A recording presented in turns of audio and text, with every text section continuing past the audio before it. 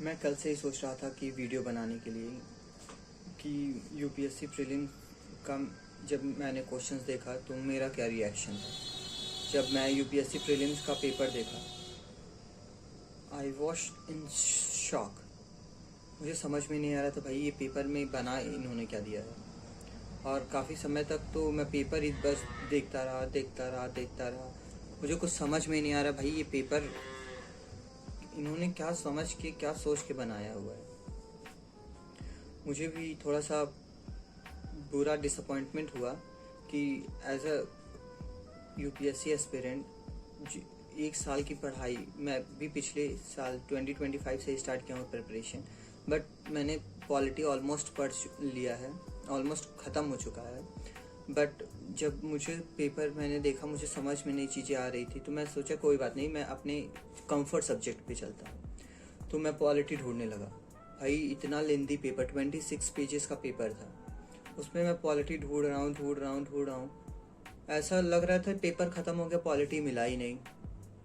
फिर जो भी पॉलिटी में क्वेश्चंस आए उसमें न ही कॉन्स्टिट्यूशन के बारे में पूछा गया, न ही प्रीएम्बल के बारे में पूछा गया, न ही फंडामेंटल राइट्स के बारे में पूछा गया, न ही हाई कोर्ट, सुप्रीम कोर्ट, ये सब कुछ पूछा ही नहीं गया।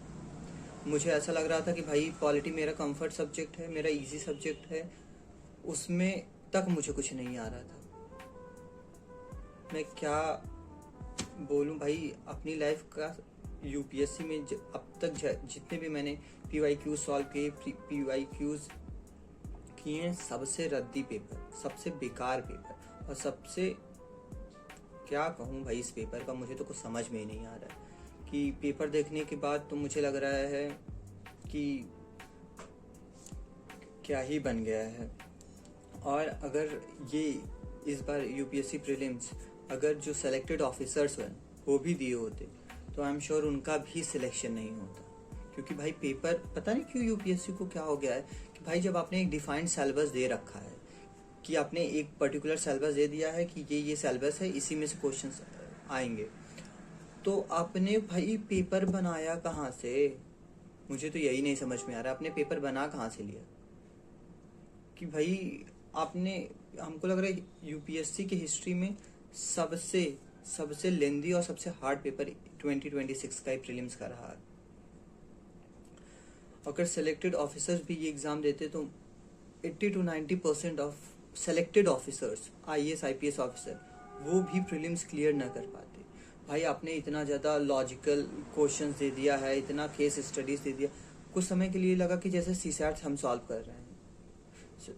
तो भाई मैं पेपर देखने के बाद तो दिमाग वैसे ही ख़राब हो गया कि हम लोग एज एन 2027 में जो अपीयर हो रहे हैं, वो जो क्यूरोसिटी होती है पेपर देखने का, भाई क्यूरोसिटी तो मर ही गया, बट पेपर देखने के बाद एक स्ट्रेस, एक शॉक और लग गया कि भाई जो इतना पढ़े उसमें से कुछ आया ही नहीं। अब भाई आगे क्या होगा अब? बट यूपीएससी को अपने इस चीज़ के लिए सफाई देने की ज़रूरत है कि आपने अगर ऐसा पेपर बनाया है तो किस टफनेस को देख के आपने बनाया हुआ है, क्या लेवल ऑफ एग्जामिनेशन है। भाई पेपर देखने के बाद तो कह तो रहा हूँ शॉक में था मैं कि चलो कोई बात नहीं, 1 पेज का नहीं आ रहा है, 2 पेज का नहीं आ रहा है, 3 पेज का नहीं आ रहा है, भाई 10-10, 12-12 पेज में टर्न कर ले रहा हूँ, मुझे कोई क्वेश्चन ही समझ में नहीं आ रहा है। 100 क्वेश्चन में से मिला जुला के 11 से 12 क्वेश्चन जो थे मुझे आ रहे थे। पूरे 100 क्वेश्चन में मुझे 10 से 11 क्वेश्चन आ ही रहे थे, उससे अलावा एक भी क्वेश्चन नहीं आ रहा था। मैं कोशिश करूँगा कि एक बार आपको भी पेपर दिखा दूँ, बट भाई रिएक्शन तो ऐसा था, क्या ही बताऊँ भाई, क्या ही बताऊँ। पता नहीं यूपीएससी ने क्या ही बना दिया था भाई। आप स्टूडेंट के फ्यूचर के साथ ऐसे खिलवाड़ नहीं कर सकते। वो सालों साल सिर्फ इसीलिए मेहनत करते हैं कि वो भी एक सिलेक्शन पाके अपनी लाइफ में सक्सेस हो सके। बट भाई पेपर ऐसा था कि सक्सेस तो छोड़ो, शॉक में ऑलमोस्ट सब चले गए होंगे। यहाँ तक कि मैं पेपर एनालिसिस देख रहा था यूट्यूब पे, भाई टीचर्स जो हमें पढ़ाते हैं, जिन्होंने महारत हासिल किया हुआ सब्जेक्ट, वो भी शॉक में थे कि भाई पेपर, ये यूपीएससी ने पेपर ही क्या बना दिया।